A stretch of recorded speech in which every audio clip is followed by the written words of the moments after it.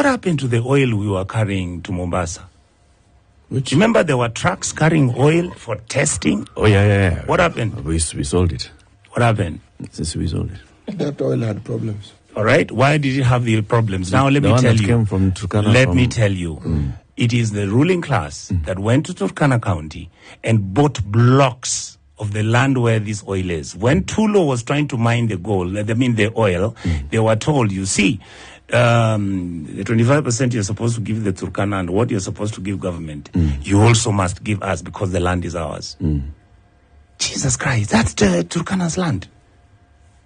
So by us circumventing the system, we go and buy those blocks. Yep. We then make it impossible for the oil to be picked so that we can then either begin to refine it in Kenya so that then we can have cheaper oil in the Republic. What happens? The deal stopped. And you can run. I was mentioning to somebody last week, and I want to say this.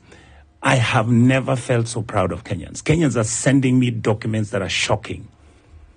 An executive discussion. I have an executive document which somebody sent me from Washington, D.C., where he was telling me, the World Bank and the IMF are wondering what's wrong with you Kenyans. I said, why?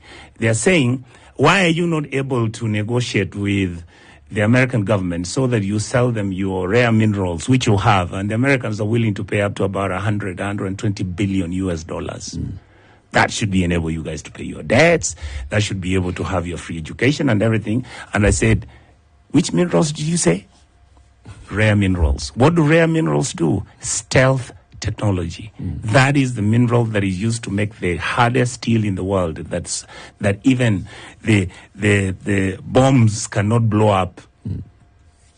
That's steel. That is what we have. Vibranium.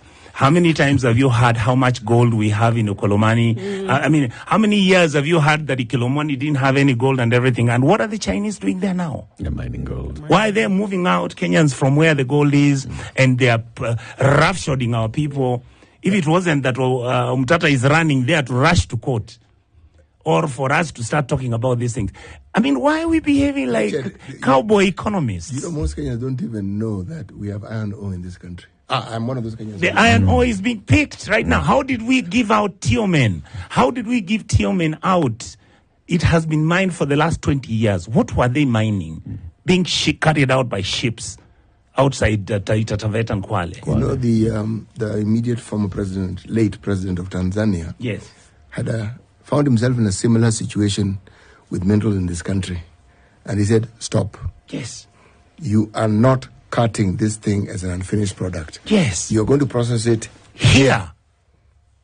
Then we can talk about the finished product and the value exactly. and how it works. Yeah. Yes. I mean, we have uranium, and yet nobody talks about it. So all these things... Latif, do you see how much companies are coming from Europe and are on the eastern coast of our coast, and they are mining millions of tons of fish? Yep. And that money is just shared by people. I mean, so when we get this information, I can run from, you've heard my speech before, where we are telling farmers, grow maize, and yet the people who are in government and the biggest dealers in this town import maize, they depress the prices of these people who you are trying to help. I mean, you can talk about sugar, you can talk about maize, you can talk about... And then when you go to the county governments, and they are only receiving 15% of our revenue, you see the amount of wastage. You see how people, women and children are lying on the floor.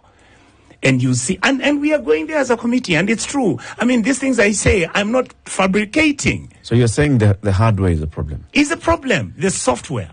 How we are managing our money, how we are striking deals, how we are making the government function. Right now, Teacher Service Commission, teachers who have retired can't be paid their dues. Can you imagine somebody who's retired for the last 6 years, they're not gotten their dues? How are they being paid now? Now they have to go and bribe some individuals at TSC to fasten so they can get their compensation. So the file can go up. You see, when I listen to